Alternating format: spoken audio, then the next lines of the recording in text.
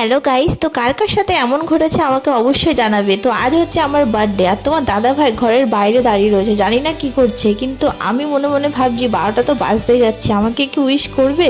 কিন্তু ফাইনালি দেখলাম ও আমাকে উইশ করলো, কেক নিয়ে এসে বিভিন্ন ভ্যারাইটিস কেক আর গোলাপ এটা ছিল 12টার সময় আমার ছিল। উইশ। আর তারপরে পরের দিন সকালবেলা অনেকের নেমন্তন্ন ছিল, আর পরের দিনটাতে আমার রুমটাকে খুব সুন্দর করে সাজানো হয়েছিল।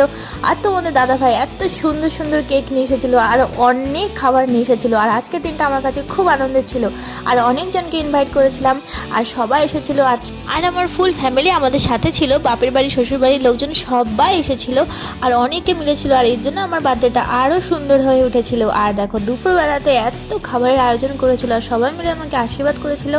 আর তোমার দাদা ভাই নিজের হাতে আমাকে এভাবে খাইয়ে দিচ্ছিল। আর সন্ধ্যেবেলাতে এইভাবে যখন ডেকোরেশন করা হচ্ছিল, তখন সবাই মিলে হাতে হাতে কাজ করছিল। তো সবটা আমি ভিডিও করে তোমাদের সাথে শেয়ার করছি, কমেন্ট করে জানিও।